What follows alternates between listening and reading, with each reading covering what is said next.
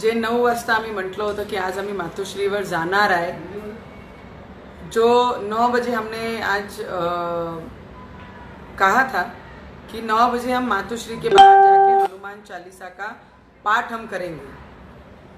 पर जिस तरीके से कल से जो सिर्फ सैनिक जो उद्धव ठाकरे के सैनिक हैं और जो बाला साहब के विचार जो भूल गए हैं, ऐसे सैनिक हैं, वो जिस तरीके से रिएक्ट कर रहे हैं, जिस तरीके से हल्ला कर रहे हैं, कल मुझे लगता है सभी पूरे देश ने देखा होगा कि मातोश्री में उद्धव ठाकरे जी के पूरा परिवार फैमिली वहां पर आई और उद्धव ठाकरे ने 2 घंटा मीटिंग ली और मीटिंग लेके ये डिसाइड किया है कि अपने जो गुंडे हैं उनको भेजकर इन पे हल्ला हमको करवाना है और इनको ठीक करना है।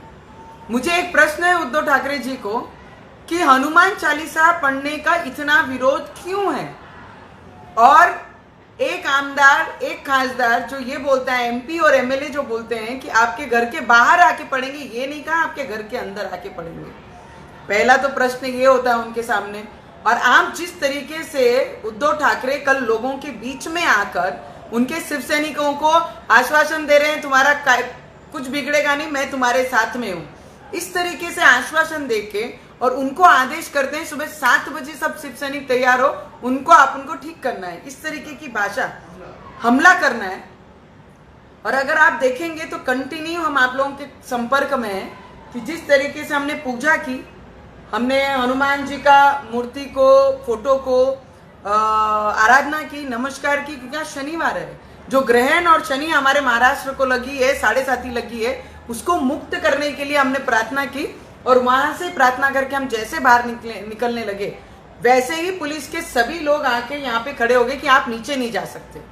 मुझे डिपार्टमेंट को भी ये पूछना है कि अगर एक एमएलए को, एमपी को इस तरीके से घर में बंद कर दिया है, उसका कारण क्या है? अगर हमको बंद किया है तो इतने शिव सैनिक जो बाहर आए, इनको क्यों नहीं जमाबंदी की, इनको क्यों नहीं रोका गया? ये किसके प्रेशर के नीचे काम कर रहे हैं? या उनको बैरिकेड तोड़ के हमारे घर के पास आने तक और हमारे गेट के अंदर घुसने तक इतनी ताकत किसने दी? उनको किसने रिलीफ दी? सबसे पहला प्रश्न है मेरा डिपार्टमेंट को। जिस तरीके से गृह मंत्री जी बोल रहे हैं कि राणा दंपत्ति ने अपने घर में हनुमान चालीसा पढ़ना है, अरे जब से आप लोग आए तब से सुव्यवस्था पूरे महाराष्ट्र में खराब हुई है और आप अपने लोगों को एनकरेज कर रहे हैं, अपने लोगों को और अपने डिपार्टमेंट को गलत तरीके से आप उनका इस्तेमाल कर रहे हैं। संवैधानिक न्याय प्रक्रिया को आप हाथ लगाने का पूरा काम ये उद्धव ठाकरे कर रहे हैं। जिस तरीके से वो आके बोलते हैं कि नवनीत राणा, रवि राणा को मारना है, उनपे हमला करना है और अपने गुंडे हमारे घर तक भेजते हैं, ये सोसाइटी है और सोसाइटी में हमारे अलावा भी बहुत सारे लोग रहते हैं। मुझे लगता है हनुमान चालीसा का इतना विरोध उद्धव ठाकरे जी क्यों कर रहे हैं? मैं आखिर में हमारे प्राइम मिनिस्टर जी को विनंती करूंगी, देश के प्राइम मिनिस्टर जी और राष्ट्रपति जी को भी विनंती करूंगी कि हमारे महाराष्ट्र पे ध्यान दीजिए। हमारे महाराष्ट्र में जो परिस्थिति निर्माण हो रही है, जो गुंडाशाही हो रही है, जो आदेश पे हर डिपार्टमेंट काम कर रहा है, अगर हमें नजर कैद में और बंद रख सकते हैं, घर के अंदर बंद किया जाता है, पुलिस वाले 10 हमारे घर के दरवाजे के बाहर खड़े, तो मुझे लगता है वो शिव सैनिकों को इतनी रिलीफ क्यों दी गई है? हम तो कोई गुंडे नहीं है, हमारे हाथ में तो कोई तलवारें नहीं है, ना ही हमारे हाथ में कोई पत्थर है, ना ही हमारे हाथ में कोई डंडे हैं, तो फिर एमएलए और एमपी को ऐसे दरवाजे के अंदर बंद किस तरीके से किया जा रहा है? तो मुझे लगता है हनुमान चालीसा पढ़ने के लिए जब हम निकल रहे हैं, तो मुझे लगता है भगवान का नाम स्मरण करने के लिए जो हमने शब्द दिया था, वो अभी भी हम कायम रखते हैं कि हम मातोश्री जाएंगे, मातोश्री जाकर हम हनुमान चालीसा का पाठन करेंगे। पर उसके साथ अगर जितनी भी डिपार्टमेंट उनके प्रेशर में काम कर रही है, फिर भी हम डिपार्टमेंट के साथ उनकी मदद करेंगे। सुव्यवस्था बिगड़नी नहीं चाहिए, हम उसके लिए जो कहेंगे हम वैसा करेंगे। पर हम मातोश्री के बाहर जाकर हम तर 2.5 वर्ष जो मुख्यमंत्री मंत्रालयापर्यंत जात नाही आणि तरी त्यांना पूर्ण पगार स्टेट गव्हर्नमेंट देत आहे, मला तर कमालच वाटते। आणि त्या मुख्यमंत्रीने फक्त 2-2.5 वर्ष बिघडली नाही, कारण मुख्यमंत्री जे होते देवेंद्र साहेब, त्यांनी सगळी गोष्टींचा लक्ष दिलं। जर कोणाचा काही दुखणं असेल ते ऐकून घेतलं त्याच्यावर आपण कसं सुटका काढलं पाहिजे ते सुद्धा त्यांनी केलं.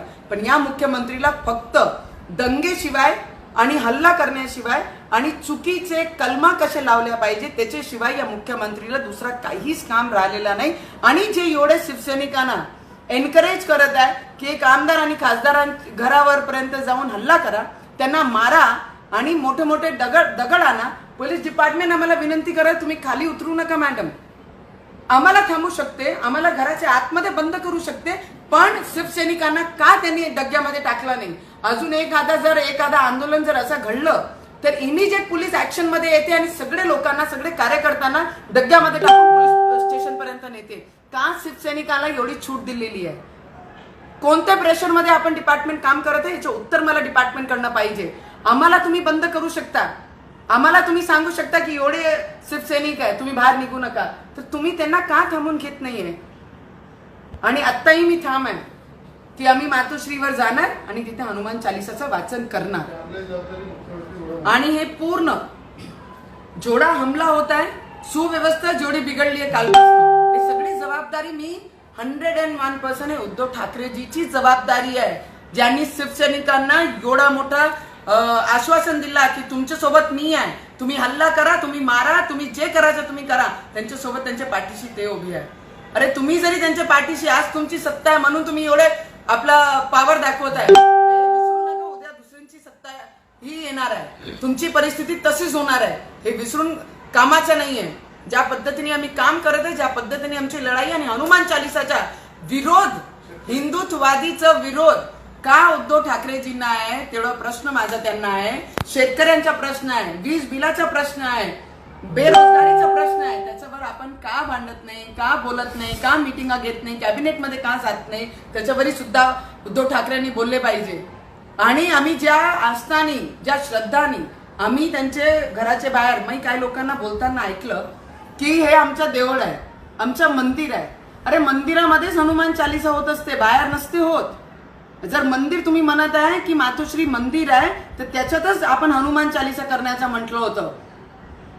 आणि जे भाषा आपण सगळे वापरत आहे, मला नाही वाटत की लोकप्रतिनिधीच्या परिवारातून कोणी बिलॉंग करते ज्या पद्धती आपण भाषा करत आहे. एक MP आणि एक MLA बद्दल आम्ही जे ठरवलं आम्ही ते करणार आहे.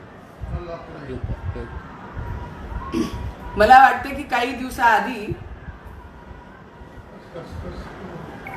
कॅबिनेट मंत्री जे आदरणीय बाळासाहेब ठाकरेजींची जी तिसरी पिढी आहे, त्यांच्या विचारावर आजही ते मंत्री आहे.